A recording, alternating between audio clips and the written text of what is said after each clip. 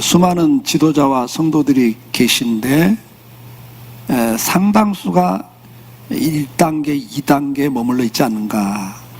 예수는 믿고 신앙생활을 하고 믿음으로 살고 싶지만 아직도 세속적인 가치관과 세상의 즐거움들 그걸 끊지 못해서 갈등하면서 양다리 걸친다는 표현을 했습니다만 그런 신앙생활, 분열된 충절의 단계에 있지 않는가.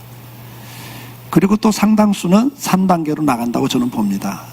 그런 과정 속에 믿음을 갖게 되고 그래 내가 정말 믿음대로 살아야지. 많은 핍박과 어려움을 견디면서도 믿음대로 살려고 몸부림치는, 그리고 하나님 앞에 충성스러운 일꾼이 되는 단계 3단계에 또 많은 성도들이 가고 있다고 저는 봅니다. 그러나 그 3단계에 머물러 버려서는 안 되죠. 거기서 머물면 대부분 다 번아웃이 온다. 열심히 일하다가 지쳐버린다. 아니면 교만해진다. 그 마귀의 전략이 그 두 가지로 빠지게 하는데, 혹시 나는 번아웃돼 있지는 않지, 할 만큼 했어, 이제 그만할 거야 라든지, 아니면 열심히 한 만큼 기득권을 유지하려고 하고 자기 권력을 주장하는, 대접받기를 요구하는 그런 주인 자리에 가지는 않는지, 우리가 이제 그런 걸 잘 살펴봐야 한다고 말씀을 드렸어요. 주님이 오늘 원하는 건 여러분들이 얼마나 많은 일을 하는 일꾼이 되는가도 중요하죠.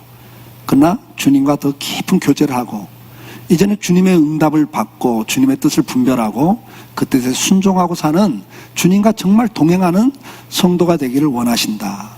근데 이 3단계, 4단계 넘어가기 위해서는 중요한 패러다임의 전환이 있어야 됩니다. 기도하는 것도 이 3단계까지는 열심히 많은 기도가 필요해요. 부르짖는 기도가 필요해요. 그러나 이 4단계부터는 내가 주님 앞에 부르짖는 것보다는 주님이 나한테 뭐라고 하시는가를 듣는 기도가 필요하거든요. 그래서 묵상기도, 침묵기도가 필요한 거예요. 기도도 패러다임 바뀌어야 돼. 패러다임 바뀌어야 됩니다. 성경도 3단계까지는 통독, 다독이 필요해요. 성경을 많이 읽고 전체적으로 읽는 게 굉장히 필요해요. 그러니까 앞에서 말씀드렸지만 4단계가 그냥 넘어가는 게 아니라 이 3단계까지 와야죠. 정말 많은 성경을 읽고 통독을 하고 다독을 하고. 그러나 이제 4단계 넘어가기 위해서는 그거보다는 패러다임이 전환돼서 뭐예요? 말씀 한 구절 한 구절 갖고 깊이 묵상하는 게 필요하죠. 이런 중요한 전환이 필요한 게 4단계 넘어가는 과정인데, 그러기 위해서는 우리가 뭐가 필요하다고 그랬죠? 주님 앞에 나가서 주님과 대화하는 시간을 더 가져야 된다. 그리고 그 대화 가운데서도 내가 부르짖는 것보다는 그분의 음성을 듣는데, 경청하는데 더 집중을 해야 된다. 자, 그럼 우리가 주님 앞에 나가서 집중하기 위해서, 그의 음성을 듣기 위해서는 우리가 어떻게 해야 되는가? 우리가 주님과 깊은 교제의 길로 나가는데 마귀가 가만히 있지 않죠. 방해를 하죠. 그 마귀의 방해 가운데 가장 대표적인 게 뭐냐? 시끄러운 소음과 분주함이라 그렇게 말합니다. 프랑스와 페네롱이라는 사람이 이렇게 말했습니다. 하나님은 말씀을 그치지 않는다. 다만 우리가 바깥 세상의 소음과 내면의 감정의 소음 때문에 듣지 못할 뿐이다. 그렇게 말했어요. 하나님은 잠시도 말씀을 그친 적이 없다고 그랬어요. 구약에도 보면 내가 부지런히 선지자를 보냈다 그랬어요. 그러나 너희가 듣질 않는다. 그 많은 전쟁, 기근, 질병, 많은 사건과 사고들을 통해서 하나님이 강력하게 메시지를 줬잖아요. 근데 깨닫지 못해요. 왜요? 그 메시지가 들리지 않고 보이지 않거든요. 페네롱은 이렇게 말합니다. 그분의 형언할 수 없는 음성을 아주 고요한 영혼 전체로 들으려면 세상과 자신의 소음을 모두 가라앉혀야 한다. 이 세상의 모든 그런 소음들을 가라앉히지 않으면 그 음성을 들을 수가 없다. 귀를 기울여야 한다. 이 고요하고 세미한 음성은 다른 모든 소리를 더는 듣지 않는 사람에게만 들리기 때문이다. 그렇게 말했어요. 하나님의 음성은 세미한 음성이라고 성경은 말합니다. 세미하다는 말은 뭐냐? 속삭인다는 말이에요. 조용히 말하기 때문에 안 들려요. 시끄러운 데 가면 그 세미한 음성이 들을 수가 없어요. 복잡한 데서 들리잖아요. 빠르게 휙 지나가는데 그 소리가 들려요? 들을 수가 없는 소리예요, 그 소리가. 오늘도 성령 하나님께서 우리 안에 내주하시면서 어느 때는 탄식하면서 나를 위해서 기도하고 계시고 생각나게 하고 깨닫게 하는데도 그 음성을 캐치를 못해요. 왜요? 내가 복잡하면. 내 안이 시끄러우면, 내 머리가 복잡하면 들을 수가 없죠. 우리는 너무나 시끄러운 상황 속에 살아가고 있습니다. 세상의 온갖 소음들이 우리 마음과 생각과 감정에 채워져 있습니다. 동시에 우리의 내면 속의 갖가지 감정들이 우리를 혼란스럽게 하고 있습니다. 그렇다면 우리는 왜 이렇게 복잡하고 바쁘게 사는가? 이 부분에 있어서 파스칼은 팡세에서 이런 말을 합니다. 우리는 두려움을 가지고 있다. 사람은 다 두려움을 갖고 있는데 어떤 두려움을 갖고 있느냐? 속도를 늦추면 내 속에 깊은 불행이 나를 공격해 올 거라는 두려움이다. 무슨 말이냐면 사람들은 다 두려움을 갖고 있는데 뭐냐? 내가 속도를 늦추면 나는 불행해진다. 내가 다른 사람보다 앞서가야 되고 빨리 일을 처리해야 되고 더 많은 일을 해야 나는 성공할 것이고 행복할 것이라고 생각한다는 거죠. 좀 천천히 가면 이건 도태라고 느끼고 실패라고 느끼고 성공할 수 없다는 생각 속에 사로잡혀 있는 거예요. 우리나라 사람도 뭐 얼마나 빨리빨리를 잘합니까? 그러나 파스칼은 말했어요. 그게 사람들이 갖고 있는 두려움이고 그것 때문에 불행해진다. 다니엘서 12장 4절 말씀 볼까요? 같이 읽어봅시다. 다니엘아, 마지막 때까지 이 말을 간수하고 이 글을 봉합하라. 많은 사람이 빨리 왕래하며 지식이 더하리라. 다니엘에게 마지막 때를 보여주면서 그 특징을 뭐라고 그래요? 사람들이 빨리 왕래한다. 다 빨리빨리 한다는 거예요. 뭐든지 빨라야 된다고 생각한다. 그리고 지식이 많아야 된다는 생각을 간다는 거죠. 그래서 수많은 지식과 정보를 얻으려고 우리는 노력하고 있고, 근데 그것 때문에 다 복잡하고 피곤해진다는 거예요. 우리는 무엇인가 앞서가야 된다고 생각하고 다른 사람보다 더 많이 해야 된다고 생각을 해요. 많이 가져야 된다고 생각해요. 정보도 지식도 많이 가져야 그게 우리를 행복하게 성공한다고 생각하죠. 근데 주님은 그렇게 말씀하지 않아요. 마르다 이야기를 한번 누가복음 10장 40절 한번 읽어볼까요? 마르다는 준비하는 일이 많아 마음이 분주한지라 예수께 나와 이르되 주여 내 동생이 나 혼자 일하게 두는 것을 생각지 아니하시나이까 그를 명하사 나를 도와주라 하소서. 예수님이 오셨어요. 마르다는 뭐죠? 예수님에게 더 많은 걸 대접하고 싶었어요. 좋은 마음이죠. 열심히 준비하다 보니까 마리아는 예수님 앞에서 말씀 듣고 있단 말이죠.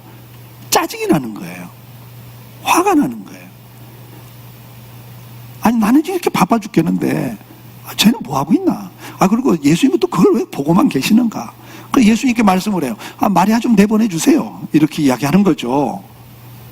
그때 주님 뭐라고 그래요? 야, 많이 안 해도 돼. 요즘 말하면 야, 한두 가지면 더 충분해. 난 먹는 게 중요하잖아. 내가 더 마리아가 좋은 걸 택했어. 내 말을 잘 듣는 게 중요해. 우리는 뭐죠? 세상에서도 많은 일을 해야 되고 앞서가야 된다고 생각 속에 있지만 교회 와서도 마찬가지 아니에요? 주님도 뭘 기뻐하실 거라고 생각해? 많은 일을 하면 기뻐할 거라고 생각하죠. 아니요. 주님 뭘 원해요? 주의 음성 듣기를 원해요. 주의 뜻을 분별하고 깨닫고 순종하기를 원해요. 여기 마르다가 분주하다 그랬어요. 마음이 분주해졌다고 그랬어요. 뭐 때문에? 일이 많아서요. 그러니까 일이 많아지면 마음이 분주해져요. 그 마음이 분주하다는 단어 뭐냐? 건너뛰다는 거예요. 계속 앞서가는 거예요. 그래서 우리가 일이 많아지면 그 일 때문에 생각이 앞서가요. 계속. 그래서 분주해져 버려요. 피곤해져요. 그 결과가 뭐죠? 불만, 불평이 나오고 그 다음에 짜증을 부리게 돼 있어요. 주님의 음성은 세미한 음성이라고 그랬어요. 세미하다는 말은 속삭인다는 의미예요. 그냥 조용조용 속삭이니까 알아들 수가 없죠. 시끄러우면. 자, 열왕기상 19장 11절로 12절 하나님이 어느 때 임재하는가를 설명을 해요. 같이 읽어볼까요? 여호와께서 이르시되 너는 나가서 여호와 앞에서 산에 서라 하시더니 여호와께서 지나가시는데 여호와 앞에 크고 강한 바람이 산을 가르고 바위를 부수나 바람 가운데 여호와 계시지 아니하시며 바람 위에 지진이 있으나 지진 가운데도 여호와께서 계시지 아니하며 지진 위에 불이 있으나 불 가운데도 여호와께서 계시지 아니하더니 불 위에 세미한 소리가 있는지라 그랬어요. 우리는 하나님의 음성이 막 폭풍처럼 지진처럼 막 그렇게 요란하고 막대하게 임하기를 원해요. 그렇지 않아요, 여러분. 불처럼 화려하게 눈에 띄는 걸 주님 그렇게 역사하지 않아요. 주님은 큰 소리를 말씀하지 않아요.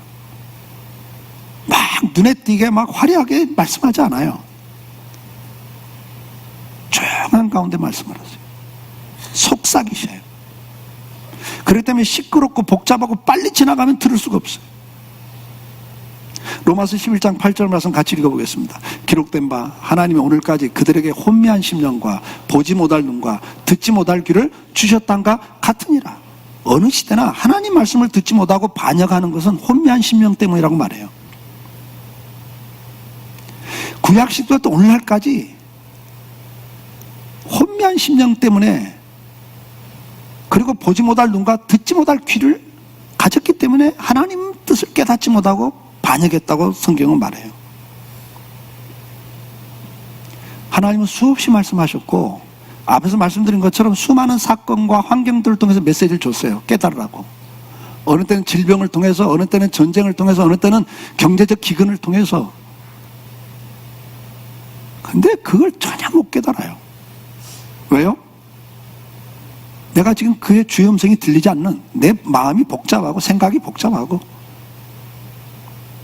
그래서 오늘 본문에 뭐라고 그래요? 너희는 여호와 앞에 어떻게 하라고 그래요? 잠잠히 하나님만 바라라. 그러는데 그 잠잠이란 말이 뭐야? 하나님 앞에 잠잠하란 이야기예요. 좀 입 좀 다물고 너 가만히 좀 있어봐, 기다려봐, 그 말이에요. 근데 우리는 도무지 기다리지 못해요. 뭔가 바삐 움직여야 되고 뭔가 많은 일을 해야 한다는 생각 속에 사로잡혀 있어요. 오늘 우리가 다시 한번 주님과 깊은 교제를 가지려면 이렇게 바쁘고 복잡하고 분주하면서 벗어나야 돼요. 오늘 나를 분주하게 하는 게 뭔가? 내 마음과 생각을 복잡하게 지배하고 있는 게 뭔가? 그리고 그것이 과연 지금 내 인생에서 소중하고 중요한 것인가를 생각해 보셔야 됩니다. 전도서 1장 8절 말씀 같이 읽어볼까요? 모든 만물이 피곤하다는 것을 사람이 말로 다 할 수 없나니. 자, 여기 보세요. 모든 만물이 피곤하다는 것을 사람이 말로 다 할 수 없다 그랬어요. 말로 다 할 수 없을 만큼 모든 만물이 다 피곤하다 그랬어요. 근데 왜 그렇게 피곤하죠? 여러분들 지금도 예배 시간에 졸잖아요. 피곤해가지고. 예? 왜 그렇게 피곤하세요? 말씀이 귀에 안 들어오잖아요. 복잡하니까. 지금 딴 생각하고 있으니까. 뭐 이렇게 세상 말로 이렇게 머리 굴리는 소리가 여기까지 들리면 안 되잖아요. 도대체 뭐 때문이냐는 걸 한번 잘 짚어보셔야 돼요. 사람 눈은 보아도 족함이 없고 귀는 들어도 가득 차지 않는다 그랬어요. 세상에 그 무엇을 해도 만족이 없다는 이야기를 하고 있습니다. 9절부터 한번 또 읽어볼까요? 이미 있던 것이 후에 다시 있겠고 이미 한 일을 후에 다시 할지라 헤아려는 새 것이 없나니 무엇을 가리켜 이르기를 보라 이것이 새 것이라 할 것이 있으랴 우리가 있기 오래전 세대들도 이미 있었느니라. 새 것이 있다 없다? 없어요. 이미 앞서간 세대가 다 해본 거라 이거요. 근데 뭐 새 것처럼 그렇게 말하지 말라 이거야. 그러면 앞서간 세대가 다 해본 결과가 뭐냐를 지금 전도서를 통해서 우리에게 말씀하는 거잖아요.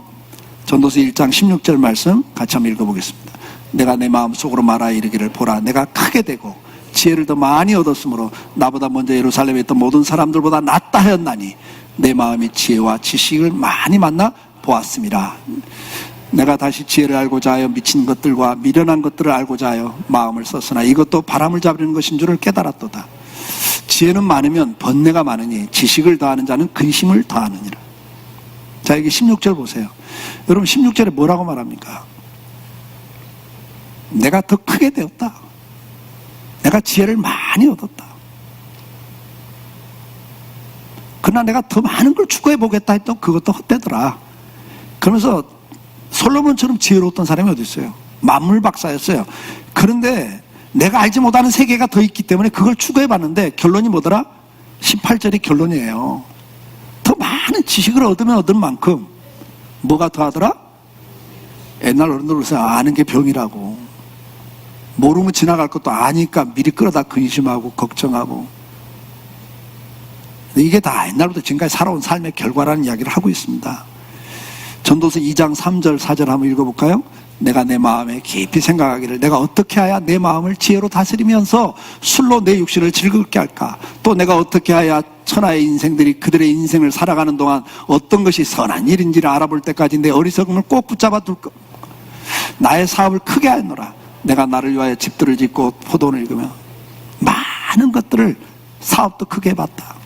하여튼 뭐를 해야 내가 만족을 얻을까? 행복할까를 추구해봤다는 거예요. 다 해봤다. 그러면서 2장 8절 11절에 이렇게 말해요. 은금과 왕들의 소유한 보배와 여러 지방의 보배를 나를 위하여 쌓아봤다. 또 노래하는 남녀들과 인생들이 기뻐하는 첩들도 많이 더 봤다. 그러니까 마셔보고 놀아보고 춤춰보고 여자들도 많이 데려봤다. 나보다 더 이렇게 부경화를 누린 사람이 없다. 그 이야기를 해요. 그러면서 10절 봅시다. 10절 무엇이든 내 눈에 원하는 것을 내가 금하지 아니하며 무엇이든 내 마음에 즐거워하는 것을 내가 막지 아니하였으니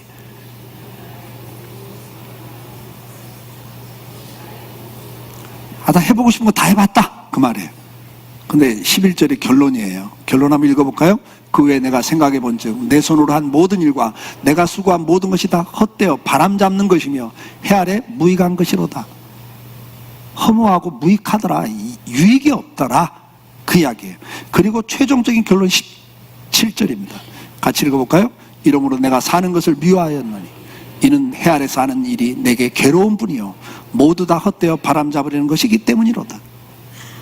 다 해보니까 괴로움밖에 없더라. 근데 이 일을 또 우리는 계속 반복하고 있다는 거예요. 거기에서 만족이 올 거라고 생각해요. 자, 마귀의 전략이 뭐예요? 우리를 바쁘게 살게 해요. 분주하게 만들어요. 그러면 그 분주함이 뭘 가져와요? 복잡한 생각을 갖고 오고 스트레스를 받게 하고 번뇌하게 해요. 그래서 주님과 교제할 수 없게 만들어요. 자, 동시에 마귀가 또 한 가지 선택하는 전략이 있어요. 그게 뭐냐면 우리가 주님 앞에 나가기 위해서는 가만히 있어야 되거든요. 기다려야 되거든요. 근데 우리 사람은요, 요걸 못 기다리게 만들어요. 조급하게 만들어요. 그래서 뭔가를 하게 만들어버리죠. 그게 뭘까요? 대표적인 게 오락이에요. 자, 출애굽기 24장 12절 18절 말씀 같이 봅니다. 여호와께서 모세에게 이르시되 너는 산에 올라 내게로 와서 거기 있으라. 내가 그들을 가르치도록 내가 율법과 계명을 친히 기록한 돌판을 내게 주리라. 모세가 그 부하 여호수아와 함께 일어나 모세가 하나님 산으로 올라가며 장로들에게 이르되 너희는 여기서 우리가 너희에게 돌아오기까지 기다리라. 아론과 훌이 너희와 함께 하리니 무릇 일이 있는 자는 그들에게 나아갈지니라 하고 모세가 산에 오르매 구름이 산을 가리며 여호와의 영광이 시내산 위에 머무르고 구름 있는 엿새 동안 산이 가리더니 일곱째 날에 여호와께서 구름 가운데서 모세를 부르시니라. 산 위에 여호와의 영광이 이스라엘 자손의 눈에 맹렬한 불같이 보였고 모세는 구름 속으로 들어가서 산 위에 올라갔으며 모세가 40일 40야를 산에 있으니라. 자, 여기 보니까 모세가 하나님 명령을 받죠. 내가 너희들이 앞으로 지켜야 될 모든 명령과 규례를 내가 주고 어떻게 성전을 짓고 어떻게 예배 드리는 것인가를 내가 모든 규례를 가르쳐 줄 거니까 올라와라 그래요. 그래서 이제 모세가 여호수아를 데리고 올라가면서 장로들을 불러놓고 이야기해요. 내가 내려올 때까지 기다려라. 그리고 무슨 일이 있으면 아론에게 가라. 이렇게 이야기를 해요. 자, 근데 여러분 잘 보세요. 하나님께서 이 24장 이후에 31장까지 그 많은 장이 다 뭐냐면 이제 성막을 어떻게 짓고 그 성막의 기구 하나하나까지도 재료는 뭘로 쓰고 모양은 어때야 되고 사이즈는 어때야 되고 그걸 다 아주 세세하게 설명을 해줘요. 그걸 가르쳐주기 위해서 올라오라고 그래요. 근데 올라가는데 엿새 동안 하나님 말씀이 없어요. 엿새 동안을. 아니 불러놓고 올라가는데요. 그러니까 모세가 그때까지 이제 금식하면서 기다리고 있는 겁니다, 지금. 왜 그랬을까? 생각해 보신 적 있어요? 하나님 불렀으면 그 다음날부터 말씀하시면 되잖아요. 그런데요, 일주일을 금식하고 기다리고 있습니다, 지금. 말씀이 없어요. 근데 7일째 말씀을 시작합니다. 뭔가 메시지가 있는 거예요. 하나님의 말씀을 들으려면, 음성을 들으려면 정말 금식하면서 조용히 기다리는 게 필요한 거예요. 그걸 요구하신 거죠. 아마 저 같아서 못 기다릴 것 같아. 아니, 불렀으면 빨리 말씀하시죠. 배고파 죽겠고, 졸려 죽겠고, 피곤해 죽겠는데, 좀 빨리 말씀하세요. 어차피 말씀하실 건데, 나 들을 준비 됐어요. 뭐 이럴 것 같아요. 근데 모세가 아무 말이 없어요. 조용히 기다립니다. 근데 이제 문제는 뭐냐면, 이제 32장 1절, 그 모든 말씀이 이제 맞춰갈 때 31장 같이 읽습니다.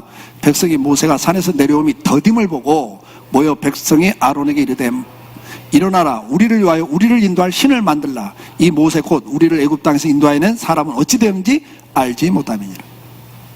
하나님께서 야, 내가 40일 동안 말할 거니까 40일 기다리라고. 이랬으면 40일 기다렸을 것 같아. 근데 하나님 뭐라, 그냥 기다리라 그래요. 그냥 기다리라는데 이 장로님들이 40일을 못 기다려요. 급한 거예요. 사람이 기다리는 것처럼 힘든 게 없는 것 같아요. 그래서 결국은 어떻게 합니까? 기다리다 우리말로 미치는 거예요. 가만히 있지는 못하는 거예요. 그래서 어떻게 해요? 야, 우리를 인도할 신을 만들어내라. 그래서 금송아지를 만들어내요. 우상을 만들어버립니다. 이스라엘 백성이 우상 숭배에 빠진 이유 중에 하나가 뭡니까? 지루함을 이기지 못한 거예요. 기다리지 못한 거예요. 하나님 우리에게 말씀합니다. 이사야 30장 15절 18절 같이 읽어볼까요? 주 여호와 이스라엘의 거룩하신 이가 이같이 말씀하시되 너희는 돌이켜 조용히 있어야 구원 얻을 것이요 잠잠하고 신뢰하여 힘을 얻을 것이거늘 너희가 원하지 아니하고 이르기를 아니라 우리가 말 타고 도망하리라 하였으므로 너희가 도망할 것이요 또 이르기를 우리가 빠른 짐승을 타리라 하였으므로 너희를 쫓는 자들이 빠르리니 한 사람이 꾸진즉 1000사람이 도망하겠고 5이 꾸진 너희가 다 도망하고 너희 남은 자는 겨우 산꼭대기에 깃대 같겠고 산마리 위에 기치 같으리라 하셨느니라. 그러나 여호와는 기다리시나니 이는 너희에게 은혜를 베풀려 하시며 일어나시리니 이는 너희를 긍휼히 여기라 하심이라. 대저 여호와는 정의의 하나님이시라. 그를 기다리는 자마다 복이 있도다. 무슨 이야기입니까? 이사야의 이 말은 아수르가 쳐들어오는 거예요. 그 시대에 대제국이 쳐들어오는 거예요. 살 길이 뭐예요? 도망치는 거예요. 그래서 이스라엘 백성들이 뭐라고? 우리는 빨리 도망쳐야 된다. 근데 하나님이 선지자를 통해서 뭐라고 그래? 야, 구원은 하나님 손에 있어. 야, 너희들 어차피 아수르 군대 이길 힘도 없어. 도망치겠다고? 내가 지금 심판하는 것 때문에 지금 이 전쟁이 터진 건데 너희 도망쳐? 말 타고 빨리 도망가야 된다고? 그들이 더 빨라. 그래요. 너희가 살 길은 내 앞에 좀 기다려야 돼. 나를 의지해야 돼. 그 말씀이거든요. 오늘 우리 문제가 뭡니까? 우리도 문제 앞에서 항상 급해요. 내가 대안을 찾아야 돼요. 내가 방법을 찾으려고 그래요. 이스라엘 장로들이 기다리지 못하고 자기들이 대안을 추구해요. 우상을 만들어버리죠. 우리는 늘 빨리빨리를 부르지 조금 더 기다리지 못해요. 가만히 기다리는 걸 도태라고 생각하고 망하는 것이라고 생각해요. 실패라고 생각해요. 무엇인가 내가 해야 된다는 생각을 해요. 뭔가 대안이 있어야 한다는 생각을 해요. 이스라엘 백성이 가만히 기다리지 못하고 우리가 대안을 내놓아야 한다고 주장하고 그것이 바로 금송아지였단 말이죠. 오늘 우리에게 필요한 게 뭘까요? 좀 잠잠히 조용히 내 앞에 좀 기다리라는 거예요, 주님은. 그러나 현대인들은 뿐만 아니라 옛날부터 우리 인생이 그래요. 지루함을 견디지 못해요. 오늘 우리가 만드는 대안 우상이 뭘까요? 파스칼은 팡세에서 이런 말을 해요. 요즘 많은 젊은이들이 그들의 삶은 온통 소음과 오락뿐이고 미래에 대한 생각뿐이다. 오늘날 젊은이하고 똑같습니다. 옛날이나 지금이나 헤아릴 새가 없어요. 옛날에 팡세가 이런 말을 했어요.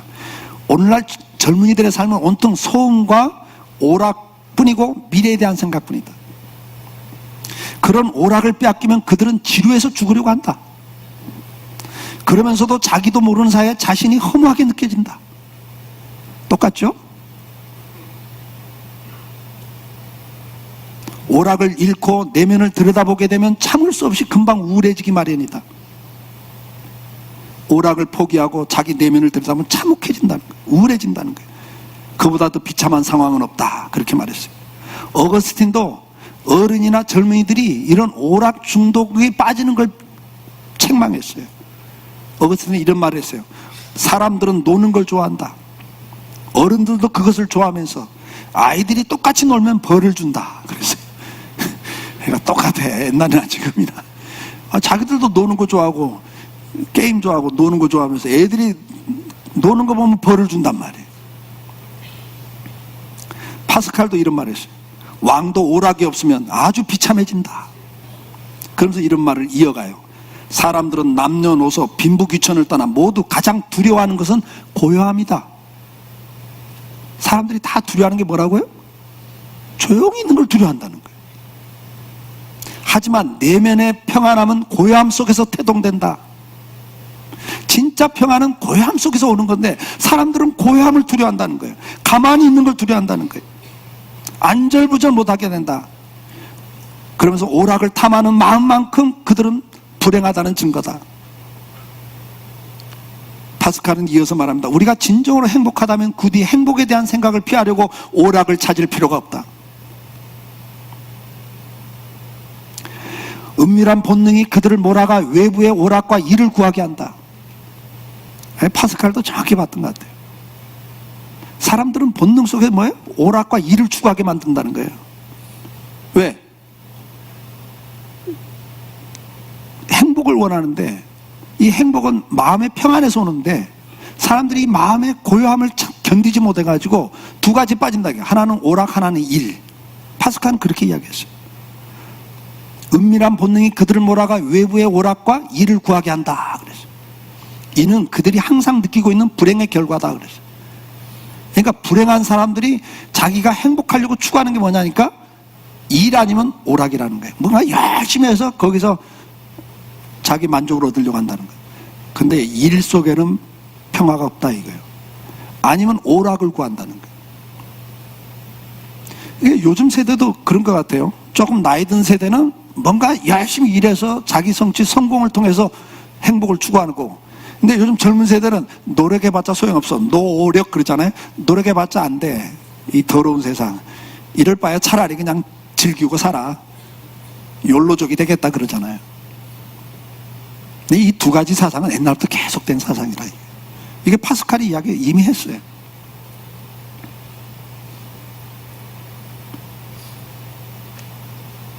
사람들은, 파스칼은 말해요. 사람들은 활동해서 안식을 얻으려고 한다. 활동해서 안식을 얻으려고 한다. 그래서 그 활동을 통해서 몇 가지 난관을 극복하면서 만족을 얻으려고 한다. 평생 그런 식으로 살아간다. 그렇게 말했어요. 하지만 거기에는 안식이 없다. 그렇게 이야기를 해요. 자, 오늘 우리에게 마귀의 전략 가운데 대표적인 하나가 뭐죠? 지루함을 극복하지 못하도록 만드는 것 중에 하나가 일 아니면 오락이라는 거죠. 오늘 여러분들은 무엇을 추구하고 있습니까? 이스라엘 백성이 출애굽기 32장에 결국 우상을 만드는데 그 우상을 만든 결과가 22장 1절에 이제 우상을 만들도록 요구했고 금송아지를 만들죠. 그 다음에 출애굽기 32장 6절 보세요. 그들이 우상을 만든 다음에 결과가 어떻게 나오는지 같이 읽어볼까요? 이튿날에 그들이 일찍 일어나 번제를 드리며 화목제를 드리고 백성이 앉아서 먹고 마시며 일어나 뛰놀더라 그래요. 그러니까 이제 뭐예요? 하나님을 섬긴다고 하지만 실은 뭐예요? 먹고 마시고 노는 거예요. 뛰노는 거예요. 먹고 마시고 취해가지고 노는 거예요. 근데 그걸 예배라 그런단 말이죠. 그러나 성경에서 절기를 지키는 모습 보면 그런 모습이 없어요. 열왕기상 8장 66절 솔로몬이 절기를 지키고 난 다음에 7일 동안 절기를 지키고 마지막 결론이 뭡니까? 그들이 이스라엘에게 베푸신 모든 은혜로 말미암아 기뻐하며 마음에 즐거웠다 그랬어요. 하나님 베푸신 은혜를 받고 즐거움이 있는데 이 사람들은 뭐예요? 마시고 춤추면서 즐거움을 추구해버려요. 그러니까 이게 우상이 바로 그거예요. 오락이에요, 오락. 먹고 마시고 놀면서 만족을 추구한단 말이에요.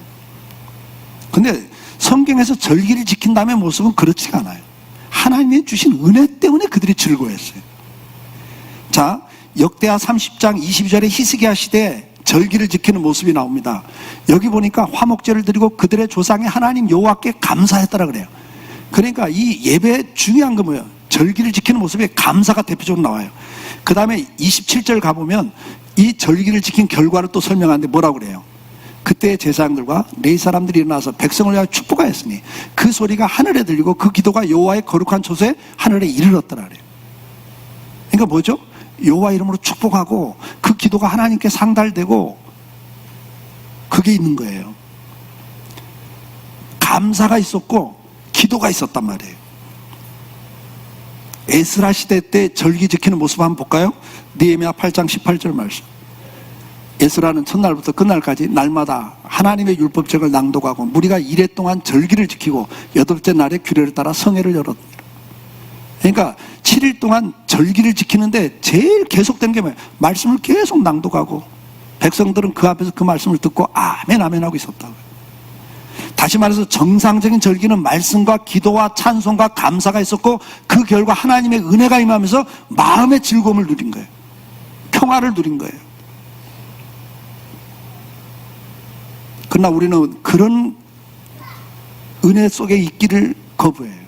왜? 그건 기다림이 필요하거든요. 말씀과 기도와 감사와 찬송 속에 있기를 우리는 싫어합니다. 우리가 중독성을 가진 것을 끊을 때 금단 현상이 있습니다. 알코올이나 뭐 흡연이나 여러 가지 게임이나 그것을 끊으려고 하면 금단 현상이 생겨요. 막 손이 떨리고 숨이 차고 잠이 안 오고 막 우울해지고. 그러나 그걸 극복해야 정상적인 삶을 사는 것처럼 오늘 마귀가 우리를 공략하는 두 가지 큰 전략이 뭐라고 그러세요? 하나는 우리를 분주하게 만든다. 많은 일들을 해야 한다. 다른 사람보다 더 앞서가야 된다. 더 빨리 해야 된다. 이런 세상 사상 속에서 지금까지 계속 사람들을 몰아가요. 그래서 그 많은 일 때문에 어떻게 복잡해지고 번뇌가 생기고 그래서 짜증나게 하고 피곤하게 만들죠. 아니면 뭐예요? 하나님 앞에서 잠잠히 기다리지 못하는 그 지루함을 극복하지 못하게 뭘 줘요? 오락을 줘요. 그래서 먹고 마시고 놀게 만들죠. 사랑하는 성도 여러분, 우리가 좀 더 주님과 교제를 누리고 그 안에 주어진 은혜와 평강을 누리고 살기 위해서는 소란함과 분주하면서 벗어나야 됩니다. 하나님은 여러분들이 많은 일을 하기를 원하지 않으세요. 일하지 말라는 게 아니에요. 충성하라고 그래요. 그러나 하나님은 그 다음 단계를 요구하시는 거예요. 내 음성을 들어라 이거예요. 네가 앞서가서 일한다고 열심히 해봤자 내 음성 듣지 않고 하는 것은 다 그르친다. 하나님 영광 가린다. 그러니까 내가 원하는 건 네가 내 앞에 듣기를 원해. 근데 들으려면 뭐가 필요해요? 기다림이 필요해요. 우리 마음을 다 고요하게 만들어야지. 그래야 그 음성이 들리거든요. 오늘도 성령께서 우리 안에서 계속 말씀하고 계셔요. 그걸 듣고 사십니까? 그걸 듣지 못하니까 계속 내 방법, 내 생각대로 앞서가 버린단 말이죠. 마귀의 속임수에 더 이상 속지 않기를 축복합니다. 이것이 있어야 행복한 인생이라고 말하면서 좀 더 가져보라고, 좀 더 배워보라고, 좀 더 열심히 살아보라고, 좀 더 빨리 앞서가 보라고, 좀 더 유명해져 보라고 다 속고 사는 거예요. 다 헛돼요. 무익한 것들이에요. 아니면 좀 더 놀아보라고, 좀 더 즐겨보라고, 그걸 역시 속고 사는 거예요. 솔로몬이 말해서 내가 쾌락 다 추구해봤다. 그러나 그것도 아무 의미가 없고 허무하더라. 우리 더 이상 속지 않기를 주의 이름으로 축복합니다. 경건에 이르기를 연습하라고 그랬습니다. 연습해 봅시다. 너무 바쁘신 거 피곤하시다면 좀 더 생각해 보셔야 돼요. 주님 앞에 조용히 앉아 있는 시간 만드셔야 됩니다. 초대교회는 세례받는 교인들에게 하루 3번 주기도 갖고 기도하게 했어요. 규칙적으로. 그거 해보자고 했잖아요. 말씀 듣고도 아무것도 안 하면 아무 의미가 없어요. 여러분, 정말 아무 의미 없어요. 주기도 가지고 하루 3번 한 단락하고 한 4, 5초 쉬어보고 묵상하고 또 한 단락하고 4, 5초. 그래봤자 3분, 5분이에요, 여러분. 그 시간을 투자 못하면서 어떻게 우리가 주님의 음성을 들을 생각을 하세요? 시편을 암송하고 묵상해 보십시다. 필요한 것들이에요. 우리 믿음의 선배들이, 구약의 성도들, 초대교회 성도들이 다 했던 방법들이에요. 그리고 짬만 나면 화살기도, 아니면 주님 앞에 기도. 주님 앞에 나가던 모든 사람들이 주여 나를 불쌍히 여기소면서 나갔거든요. 정말 하나님 나를 불쌍히 여겨주세요. 짬만 나면 그 소리를 읊어야 되지 않겠습니까? 조금만 복잡한 생각이 나고, 조금만 불손한 생각이 나고, 조금만 교만해지려고 하고, 그럴 때마다 주여 나를 불쌍히 여기소서, 주여 나를 불쌍히 여기소서. 그러고 다녔어요. 그러고 살았어요, 우리 선배들이. 우리도 한번 해보자 그 말이에요. 그 좋은 방법들이 있는데. 그리고 이제는 침묵이 필요합니다. 골방기도, 침묵기도가 필요합니다. 아무 말하지 않고 주님 앞에 가서 내 모든 걸 내려놓고 주의 음성이 들려질 때까지 기다리는 시간이 필요해요. 모세도 7일 동안을 기다렸어요. 너희들 내 앞에 와서 좀 잠잠히 기다려보라 그래요. 그래야 구원이 있다고 그래요. 오늘 한번 그 시간들을 만들어 보시길 바랍니다. 저도 해보니까 20분도요 조용히 있을 수가 없어요. 다 얼마나 많은 생각들이 떠오르는지요. 제가 느낀 게 있습니다. 야, 내 속에 정말 너무나 많은 생각들이 있구나. 그 떠오르는 생각들 보면 그게 내 모습이거든요. 별게 다 떠올라요. 별게 다 떠올라요. 여러분 확 뒤집어 놓으면, 꾸중을 확 뒤집어 놓으면 뭐 별게 다 떠오르죠. 예, 그게 다 없어져야 주의 음성이 들려요. 여러분들 꼭 한번 주님 앞에 시간을 가져볼 수 있길 주의 이름으로 축복합니다. 기도합시다.